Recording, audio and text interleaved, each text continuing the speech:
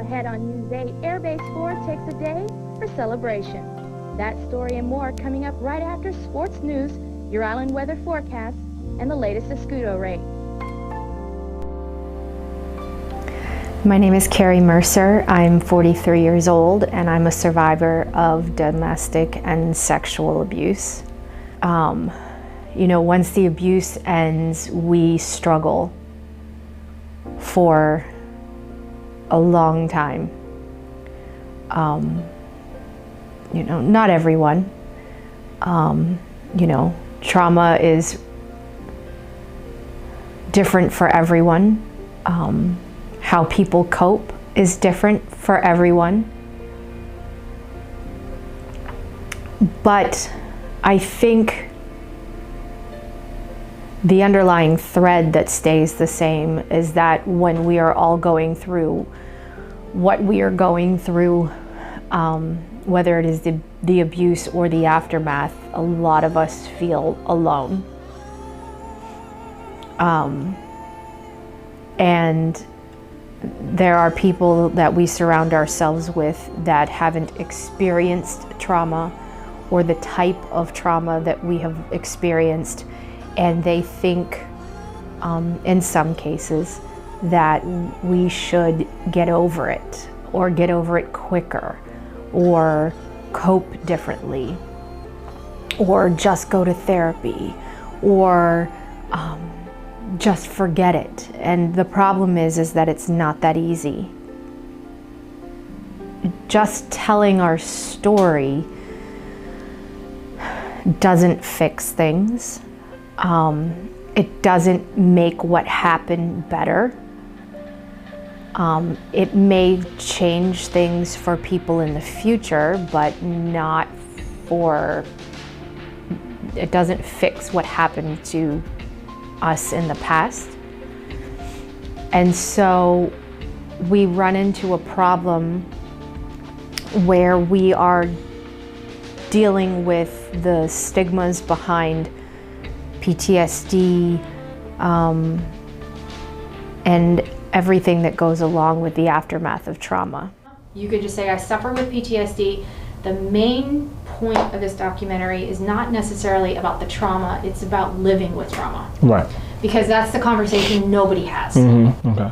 So if you just want to talk a little bit about that. Yeah, I'm with it. All right, so, tell me a little bit about, what happened. It is a combination of things.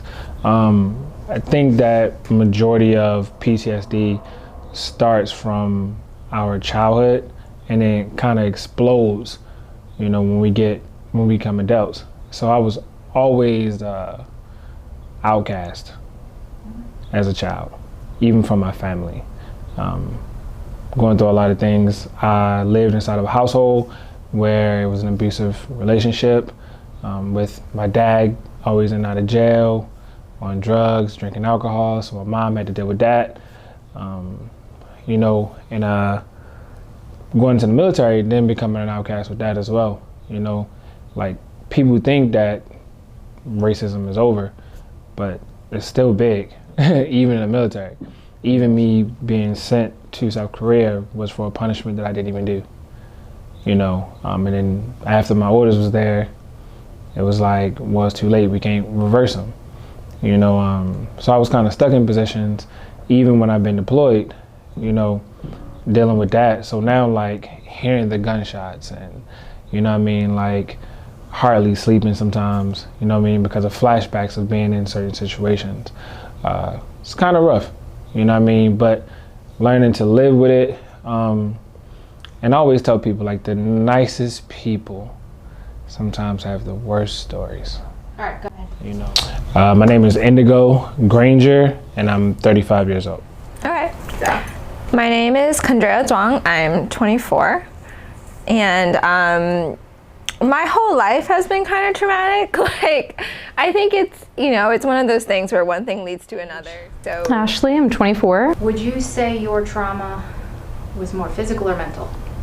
I would say that in the beginning, in early childhood developmental years, it was emotional, and then in my early teenage years and adolescence, it was physical. I wanted to do this project because I wanted to be able to not just let women tell their story, men too. I